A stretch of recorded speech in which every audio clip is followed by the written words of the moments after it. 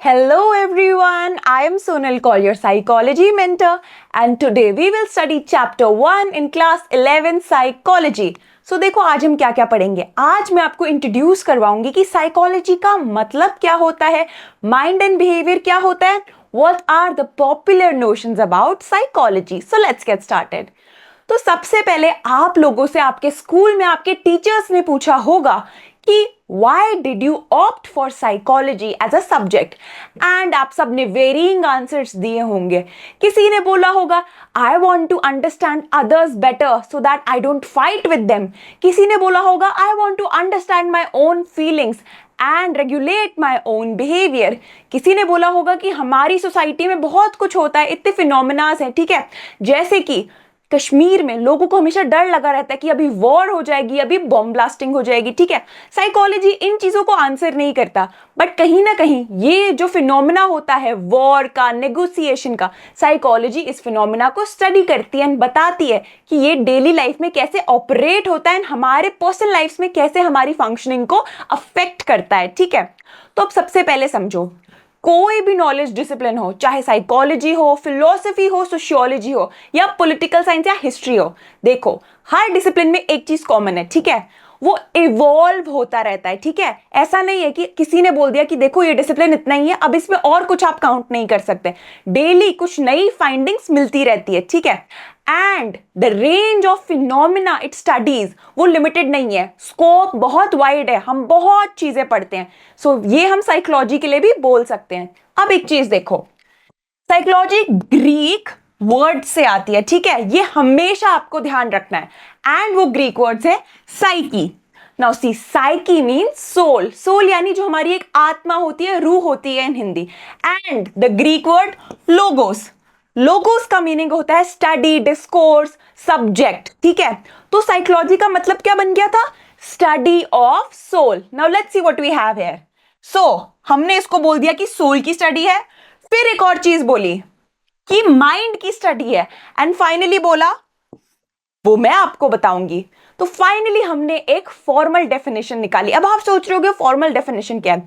Formal definition ये है कि ये एक साइंटिफिक स्टडी है। हमने ऐसे नहीं बोल दिया सोल की स्टडी है, माइंड की स्टडी है, नहीं, हमने स्टार्ट किया, प्रीमाइस सेट किया, साइंटिफिक स्टडी है। एंड देखो किस किस चीज की है, जहां पे तीन इंपॉर्टेंट चीजें हैं, मेंटल प्रोसेसेस, ठीक है, दूसरा है हमारे एक्सपीरियंसेस, एंड फाइनली है हमारा बिहेवियर, ठीक है। अब इन तीन टर्म्स का मीनिंग समझो कि हमने बोल दिया साइंटिफिक प्रोसेस है, ये पढ़ता है। अब मेंटल प्रोसेसेस का मतलब क्या होता है आप सोच रहे होगे। तो देखो, मेंटल प्रोसेसेस होते हैं आपके इंटरनल, आपकी क्या कॉन्शियसनेस है, क्या अवेयरनेस है, what is going inside of you, वो कोई देख नहीं सकता, बता नहीं सकता, वो आपका एक खुद का एक्सपीरियंस है, ठीक है। इसमें क्या क्या आ जाएगा कि आप कैसे रीजन करते हो, इंटरनली चल रहा होता है आपके कि oh this is how I will reason to a problem, आपकी मेमोरी क्या है, आपकी कॉग्निशन क्या है, ठीक है। अब कॉग्निशन का मतलब हमेशा साइकोलॉजी में याद रखो, मेंटल प्रोसेसेस यानी कॉग्निशन। तो देखो, कॉग्निशन का मतलब होता है नोइंग, ठीक है, सिंपल। तो इतना समझ लो कि psychologist are interested in knowing कि how people develop their own knowing और cognition. And then we have experiences. तो देखो, एक्सपीरियंसेस भी इंटरनल होते हैं एंड ये होते हैं सब्जेक्टिव। किसी के एक्सपीरियंस किसी और से मैच नहीं होते, सबकी लाइफ डिफरेंट है, ठीक है। Only the experiencing person knows what they are going through, and that is of importance to psychologists. And then we finally have behaviour. तो देखो, जो बिहेवियर होता है ना, वो हमारा एक रिस्पॉन्स होता है, एक रिएक्शन होता है। एंड यहाँ पे एक स्टिम्युलस रिस्पॉन्स वाला पैराडाइम फॉलो होता है, जिसे हम SR भी बोलते हैं। अब आप सोच रहे होंगे ये SR क्या है, तो मैं आपको बताती हूं।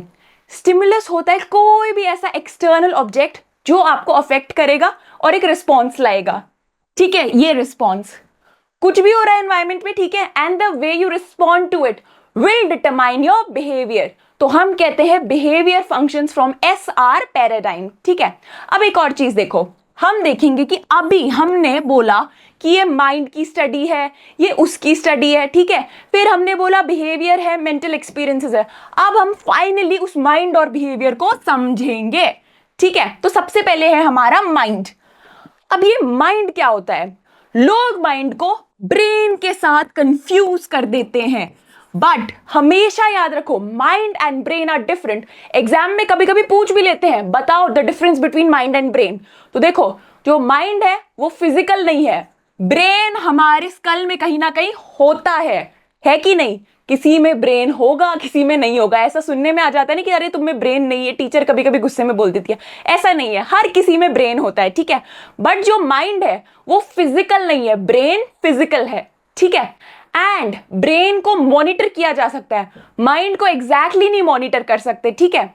ब्रेन में जो एक्टिविटीज होती है हम उन्हें मेजर करते हैं, ठीक है। अब माइंड समझो क्या होता है। माइंड होता है हमारा इंटरनल सब्जेक्टिव एक्सपीरियंस, जिसमें हमारी खुद की पर्सनल थॉट्स होती है, मेमोरीज होती है एंड वेज ऑफ रिस्पॉन्स होते हैं, ठीक है। अब एक और चीज देखो, वो है हमारा बिहेवियर।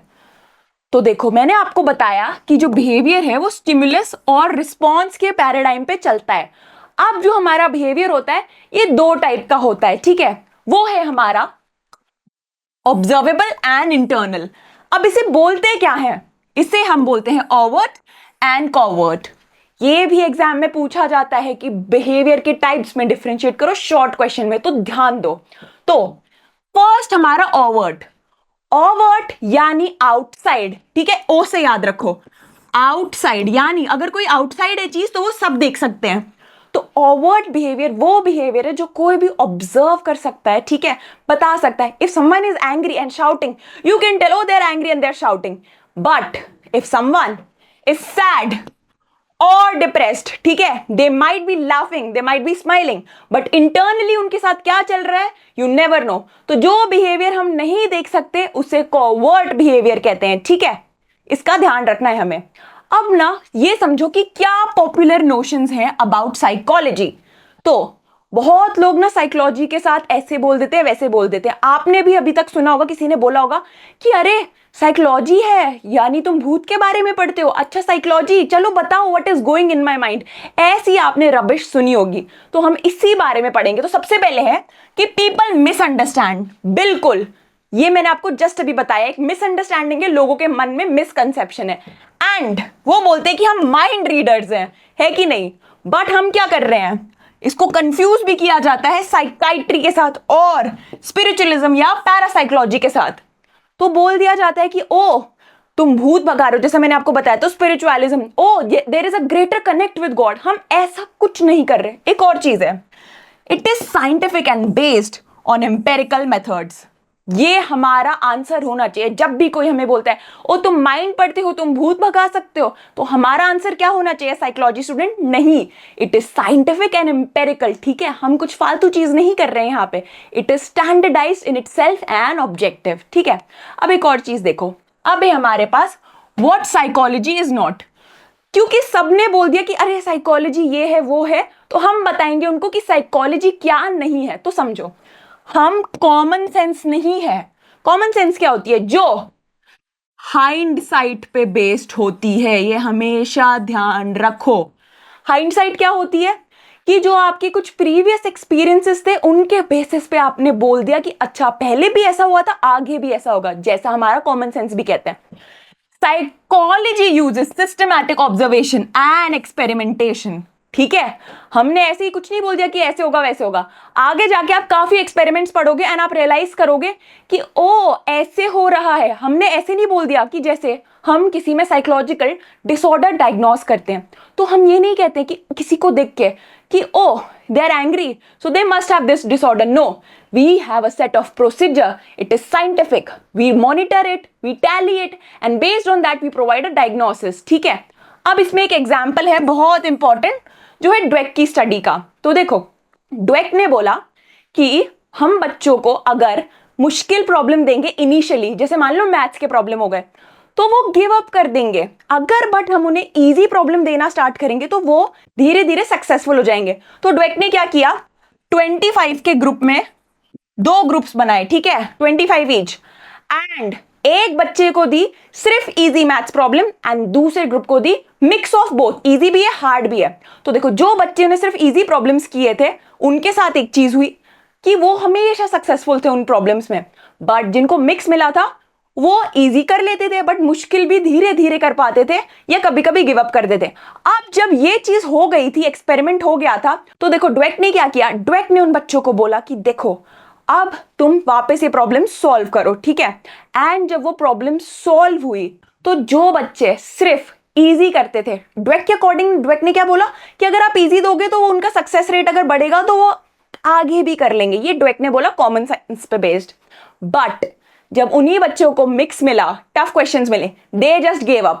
बट वहीं पे द बच्चे जिनको मिली थी mix of both easy and hard, they did not give up easily क्योंकि उनको प्रैक्टिस थी। तो this is going against common sense जैसे ड्वेक ने बोला। And we also have, we are not reading mind, ये हमेशा रीइटरेट होगा, we are not mind readers, ठीक है। We study behaviours and info mental processes.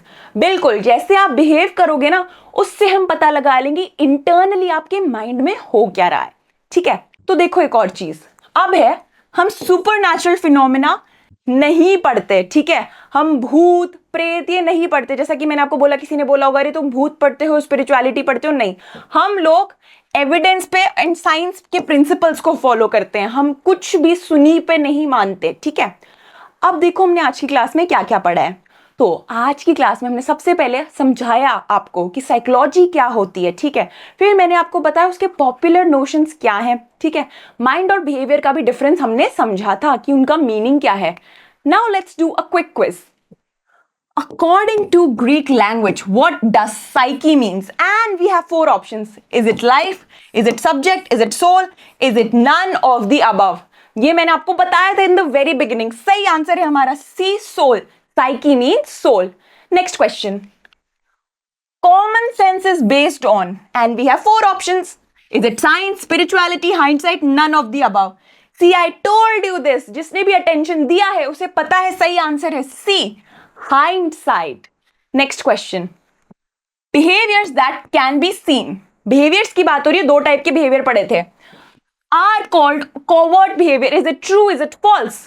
जो behavior दिख सकता है यानी ऑब्जर्व हो सकता है यानी आउटसाइड है, कुछ याद आ जाएगा अब आपको आउटसाइड लिखने से। तो हमारा सही आंसर है बी, फॉल्स, क्योंकि ये तो ओवर्ट बिहेवियर है, क्योंकि ओवर्ट बिहेवियर है जो देख सकते, कॉवर्ट बिहेवियर नहीं देख सकते, तो इसीलिए आंसर हमारा नो, फॉल्स है, ठीक है। So that was all for today's class. I will see you in the next lecture.